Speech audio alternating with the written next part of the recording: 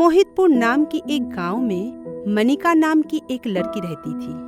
वो बाकी लड़कियों से कुछ अलग ही थी।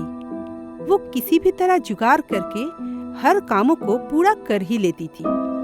उसकी माँ को अगर कोई भी चीज की जरूरत हो और वो चीज उनके घर में ना हो तो वो कैसे भी करके उसको जुगाड़ करके देती थी। बेटी मनिका, देखना घर का दरवाजा टूट गया है।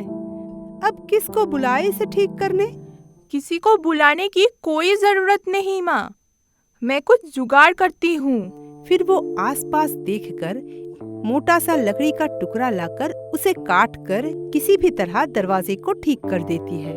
अरे वाह बेटी, ये तो ठीक हो गई। ऐसे ही वो जुगाड़ करके हर कामों को किसी भी तरह पूरा कर ही लेती थी। ऐसा करके दिन बीतता गया।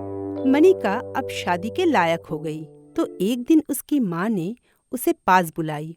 मनिका बेटी, जरा सुनना। हाँ माँ। बेटी, मुझे कुछ बात करनी है तुझसे। हाँ बोलो, क्या बात कहनी है? बेटी, तेरे पिताजी रोशन नाम के एक लड़के के साथ तेरी शादी तय करके आए हैं। लेकिन माँ, मैं पिताजी को तो कुछ नहीं बोल सकती। पर माँ, आप तो जानती है ना, मुझे अभी शादी नहीं करनी है।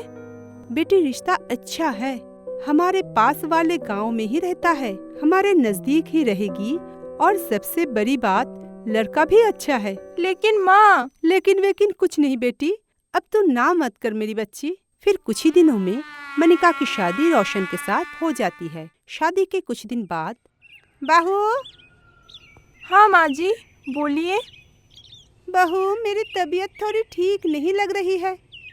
क्या हुआ माँ जी आपको? ऐसे जैसे कुछ नहीं, लेकिन थोड़ी सी थकान सी लग रही है। तू एक काम कर, आज का रोटी तू बना ले। ठीक है माँ जी। ये बोलकर मनिका रसोई में चली जाती है और वहाँ जाकर सोचती है, शादी से पहले मेरी माँ कहा करती थी कि मेरे साथ कुछ काम सीख ले, रोटी पकाना सीख ले। अगर तुझे सब काम आएंगे तो ससुराल में सब तुझे प्यार करेंगे। पर मैंने उनकी बात तब नहीं मानी। अगर मैं तब उनकी बात मान लेती तो मुझे इस परेशानी में आज नहीं पड़ना पड़ता। बहू, तू अब तक कर क्या रही है रसोई में? तुझे रोटी पकाना आता भी है कि नहीं? मनिका कुछ नहीं कहती, चुपचाप से आटा गूंदने बैठ जाती है और फिर सोचती है, आटा गूंद तो लूंगी, पर रोटी गोल कैसे बनाऊं? अगर टेढ़ी मेढ़ी रोटी सबको परोसी तो सब मुझे ताना मारेंगे। तभी उसे एक जुगाड़ सूझती है।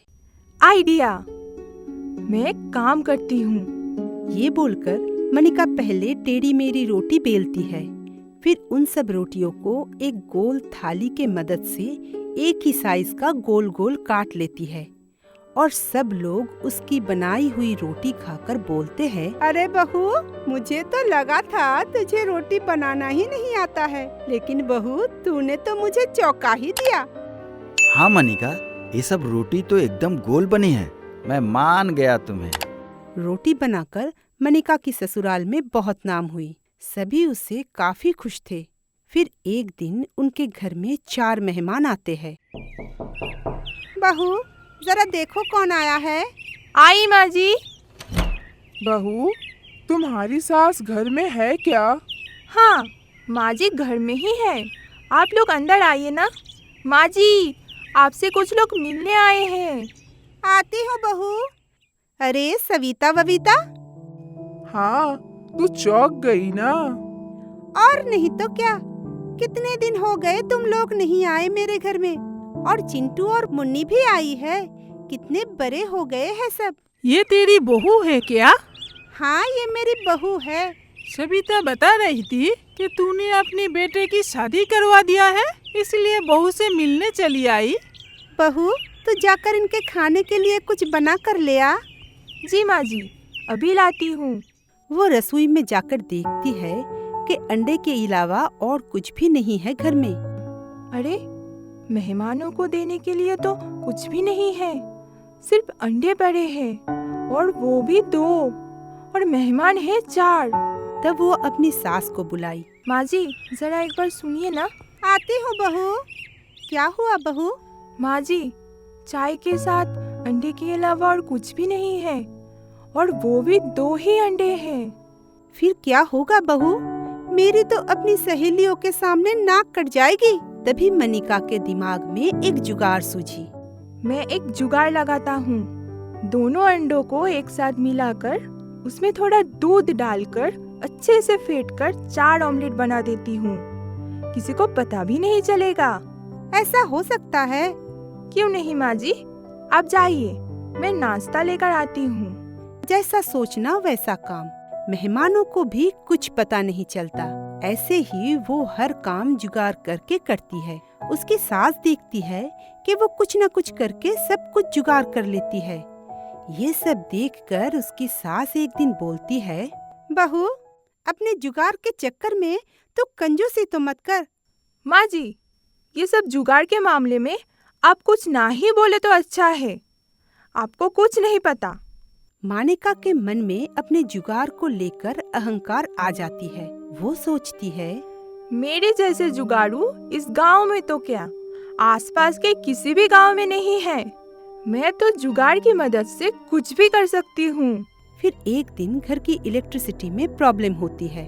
अरे, ये इलेक्ट्रिसिटी को क्या हुआ? पंखा क्यों नहीं चल रहा है?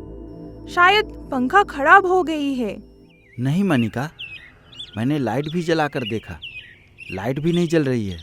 ठीक है, मैं देखती हूँ। कोई ज़रूरत नहीं है, मैं इलेक्ट्रिक मैकेनिक को बुला कर लाता हूँ, वो आकर ठीक कर देगा। हाँ बहू, हर चीज में जुगाड़ ठीक नहीं है, खास करके इस मामले में। बेटा, तो बाहर जाते वक्त मैकेनिक को बोल कर जाना। ठीक है माँ। मानिका तब कुछ नहीं बोलती, पर मन ही मन सोचती है, खामोखा पैसों को बर्बाद करना चाहते हैं ये लोग, पर मेरे रहते ये मैं होने नहीं दूंगी।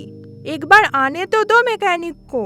अरब बाहर जाते समय मैकेनिक को खबर दे देता है और थोड़ी ही देर में मैकेनिक घर में आ जाता है। भाभी जी, मैं इलेक्ट्रिक ठीक करने आया हूँ। कोई जरूरत नहीं है ठीक करने की, मैं खुद ही ठीक कर लूंगी। लेकिन मुझे अरब भाई साहब बोल कर गए थे।